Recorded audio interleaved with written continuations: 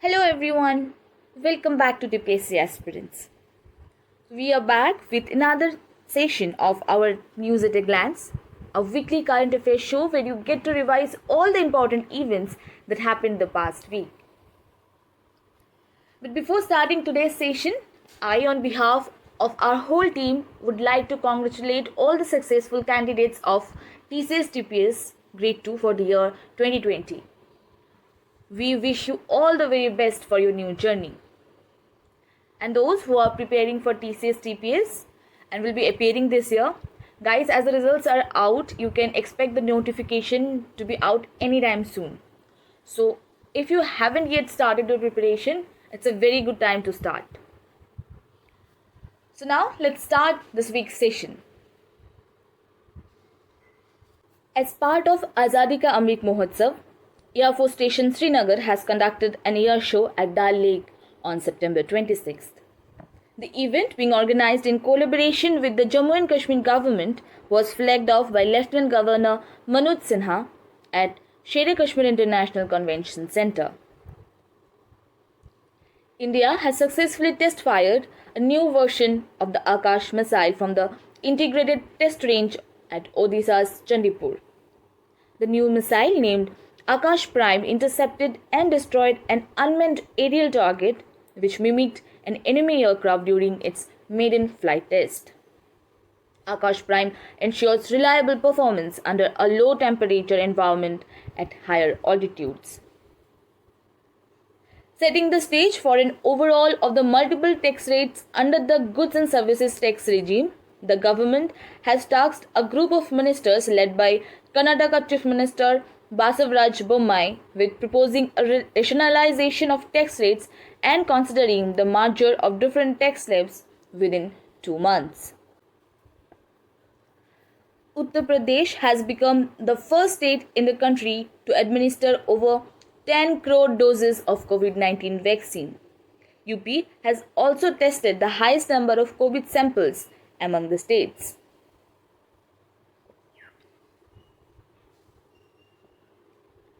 Purachi Thalaivar Dr. M.G. Ramachandran Central Railway Station has installed solar panels with power capacity of 1.5 megawatt, meeting all the daytime power requirements of the station.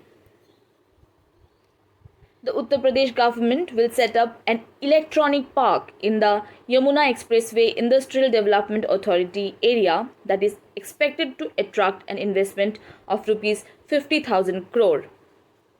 The growing interest in Uttar Pradesh among electronic industry giants due to investor-friendly policies has prompted the government to develop the electronic park. Nagaland's sweet cucumber gets a geographical indication, that is GI tag. Naga cucumbers are juicy, soft and sweet and is grown completely organically. They are low in calories but high in potassium and contain a high level of water and can serve as an alternative to consuming sports drink. It is one of the important component crops in the jhum cultivation. Some tribes like Konyak are found to grow cucumber all throughout the year.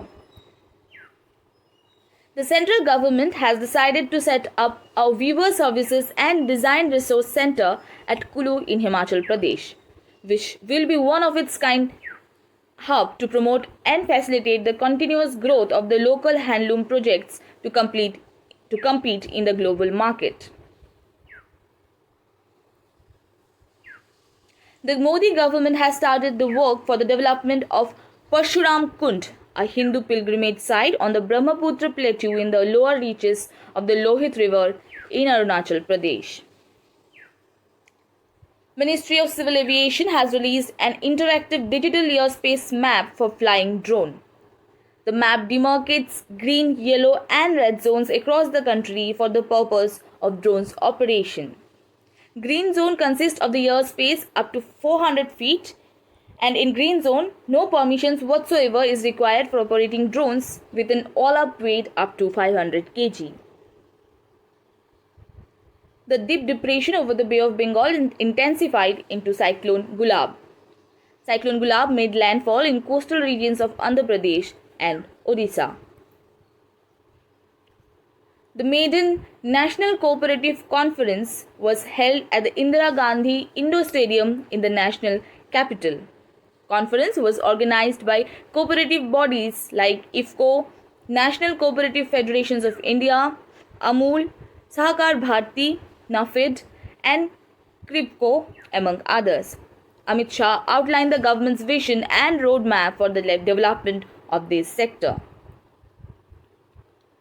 Bangabandhu Bapu digital exhibition opens for public viewing in Dhaka.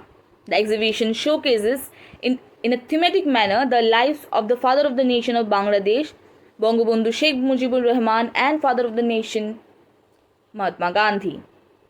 Education Minister of Bangladesh Dr. Deepu Moni, State Minister for Culture K.M. Khalid, and High Commissioner of India to Bangladesh Bikram Doraiswamy opened the exhibition at the Shilpakala Academy, Dhaka. A MOU was signed between Zoological Survey of India and the Natural History Museum of United Kingdom for implementing relevant national and regional laws and regulation concerning biodiversity, including laws relating to access to faunal specimens, associated benefit sharing, and traditional knowledge. The Indian Navy and Royal Navy of Oman signed a MOU on the exchange of white shipping information. The signing of the MOU between the Royal Navy of Oman and the Indian Navy will facilitate information exchange on merchant shipping traffic through the Information Fusion Center, Indian Ocean region. Nasim al-Bahar is a biennial maritime exercise that is practiced between India and Oman. RBI has issued a master circular on transfer of NPS securitization of standard assets. It has made it mandatory for lenders to put in place a comprehensive board-approved policy for transfer and acquisition of loan exposures under these guidelines. As per the master circular, loan transfer should result in transfer of economic interest without being accompanied by any change in underlying terms and conditions of the loan contract usually. The crypto tech industry. Companies involved in trading, payments, remittances, retail, and more is expected to reach a size of $241 million in India by 2030 and $2.3 billion globally by 2026. The report, entitled Crypto Industry in India, was published by the National Association of Software and Services Companies, that is NASSCOM, in conjunction with WazirX. The government has shortlisted Cyril Amarchand Mangaldas for giving legal advice on upcoming mega IPO of India's largest insurance company, LIC. The government aims to come out with the IPO and subsequent listing of LIC on the bourses in the January to March quarter of 2022. HDFC Bank has come up as the most outstanding company in India as per Asia Money 2021 poll. The poll, known as Asia's Outstanding Companies Poll, is designed to acknowledge listed companies that have excelled in areas such as financial performance, management team, excellence, investor relations, and CSR initiatives. The Reserve Bank of India has fined the Jammu and Kashmir State Cooperative Bank Srinagar with a Rs 11 lakh penalty for inadequacy in regulatory adherence. According to the report, contravention of Section 23, read with Section 56 of the Banking Regulation Act 1949, as the Jammu and Kashmir State Cooperative Bank had opened branches without getting a prior nod from the RBI.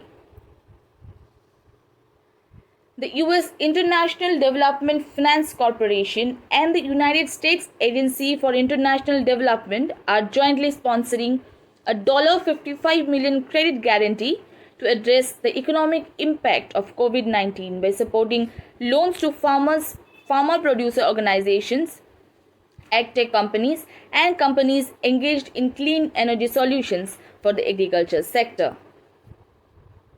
A 4-day cultural event titled Vijaya Sanskritik Mahotsav was kicked off to showcase the cultural linkages between India and Bangladesh during the 1971 Bangladesh Liberation War and bring to fore the various tales of valor of Indian Army soldiers and Mukti Jodhas in the historic battle.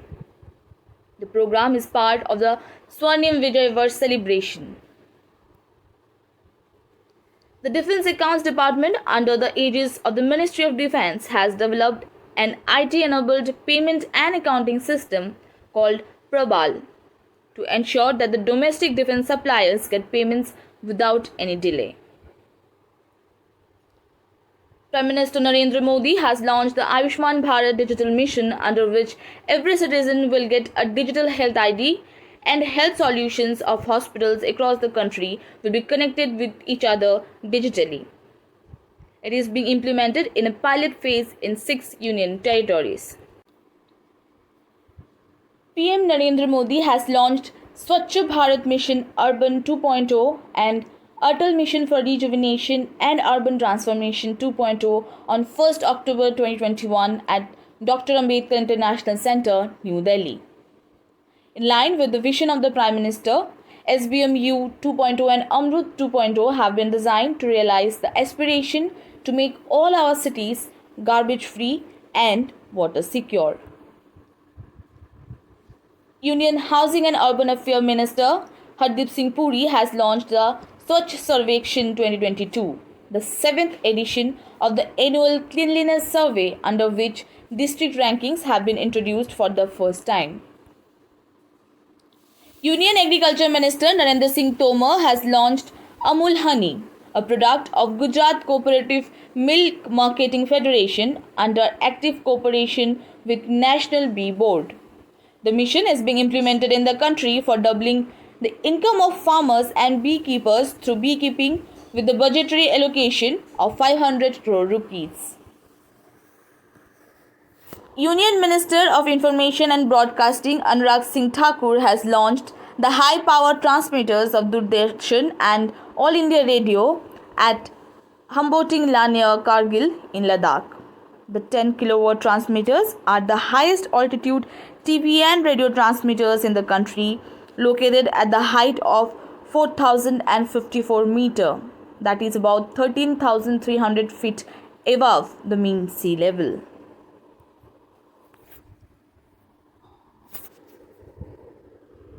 INB Minister Anurag Singh Thakur has launched Clean India program from Prayagraj. The aim of the cleanliness drive is to create awareness, mobilize people and ensure their involvement in cleaning waste, mainly single-use plastic, throughout India. This program is being organized across the country through the network of Nehru Yuva Kendra Sangathan affiliated youth clubs and National Service Scheme affiliated institutions.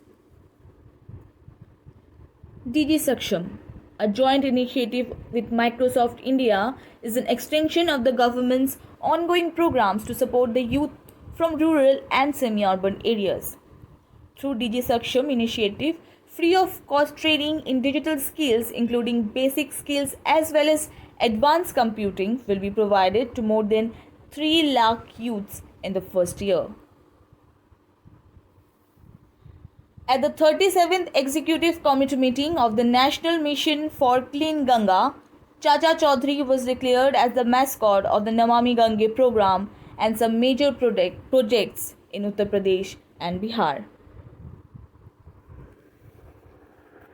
Maharashtra Chief Minister Uddhav Thackeray has inaugurated Wildlife Week at the Sahyadri State Guest House in Mumbai. Union Minister of Commerce and Industry Piyush Goyal has inaugurated the India Pavilion at Dubai Expo 2020, featuring an innovative kinetic facade made up of 600 individual colorful blocks. Among the 192 participating countries, India has the biggest pavilion in the expo. 15 states and 9 central ministries from India are participating in this 6-month-long expo. Lieutenant General Gurbir Pal Singh took over as the new Director General of the National Cadet Corps. Air Chief Marshal V.R. Chaudhary took over as the Chief of the Air Staff at a ceremony at Air Headquarters in New Delhi. Padmaja Chundru has been appointed as MD and CEO of National Securities Depositories Limited. Debabrata Mukherjee, who is currently serving as Chief Marketing Officer at the United Breweries Group, has been elected as the Chairman of Audit Bureau of Circulations for the year 2020 and 2022. ABC is a non-profit circulation audit organization. It certifies and audits the circulations of major publications including newspapers and magazines in India. Obhik Sarkar, the editor emeritus and vice chairman of the Anandabazar Group of Publications, was re-elected as the chairman of Press Trust of India, the country's largest premier news agency. Former Japan Foreign Minister Fumio Kishida won a ruling Liberal Democratic Party leadership race, a victory that virtually ensures he will become Japan's next Prime Minister. He will be replacing the current Prime Minister Yoshihide Suga. In a historic moment in women's cricket, Smriti Mandhana becomes the first Indian woman to score a Test 100 on Australian soil. She completed her century to shape up India's first innings on the second day of the first pink ball day and night match. India's Sania Mirza and her Chinese partner Zhang Shuai won the women's double title in the women's doubles final at the Ostrava Open in Czech Republic.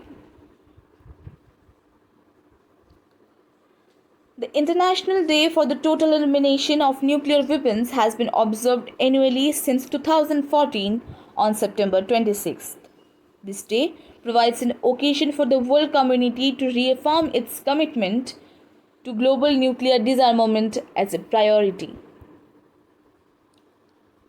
World Environmental Health Day is annually celebrated on September 26th to raise awareness about the health of our environment.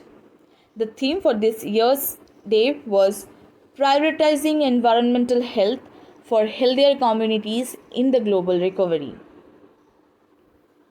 The International Federation of Environmental Health declared the celebration of the day on 26 September 2011. World Contraception Day takes place on 26 September every year. The aim is to improve awareness of all contraceptive methods available and to enable young people to make informed choices on their sexual and reproductive health.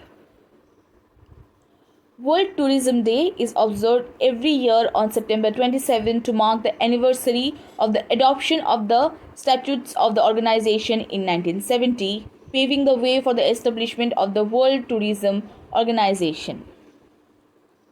UNWTO is an United Nations agency responsible for the promotion of responsible, sustainable, and universally accessible tourism.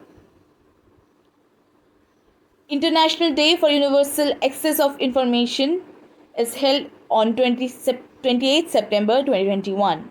This day is focused on making information accessible for all so that a robust structure of sustainable policies can be developed in society.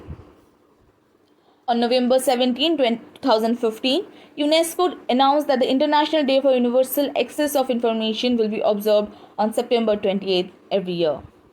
The theme of this year is the right to know, building back better with access to information. World Heart Day is celebrated every year on 29 September.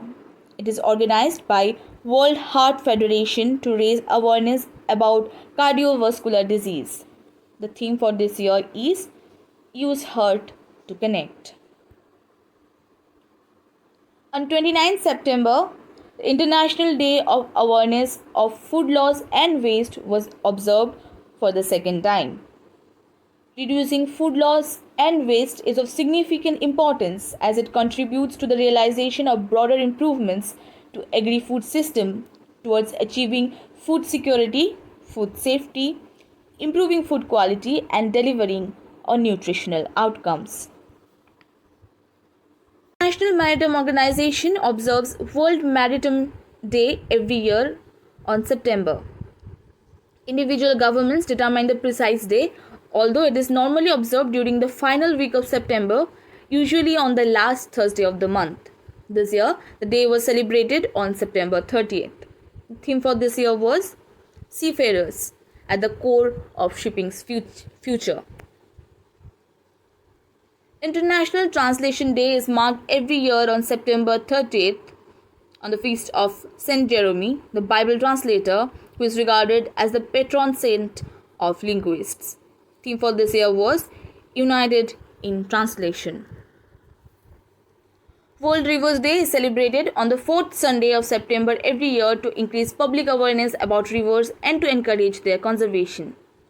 This day celebrates Earth's waterways, in which over 60 countries participate every year. Social Justice and Empowerment Ministry organized Vayonaman program in honor of senior citizens on the occasion of International Day of Older Persons on 1st October. Pension Fund Regulatory and Development Authority observed 1st October as the National Pension System Divas to promote pension and retirement planning. For this, the regulator has kick-started a campaign under Azadi Ka Amrit Mahotsav. The nation paid homage to the father of the nation, Mahatma Gandhi, on his 152nd birth anniversary, and the former Prime Minister of India, Shri Lal Bahadur Shastri, on his 117th birth anniversary on 2nd October. Mahatma Gandhi's birth anniversary is also observed as the International Day of Non-Violence. A new book telling the story of 120 Indian soldiers who put up a valiant fight against the 5,000 strong Chinese military troops in the 1962 Indochina War, preventing a possible occupation of the entire Ladakh region, has been published. The Battle of Rezangla, published under Penguin Random House's Veer imprint, is written by ex-naval officer and author Kulpreet Yadav. So that's all for this week. I hope you found this session helpful. If you like our work, please don't forget to subscribe our channel, and please like the video and share it with your friends. If you wish to connect with us, please join our Telegram channel. There we share important updates and also some useful study materials. The link will be given in the description below. So see you next week with a new session. Till then, take care. Have a nice day.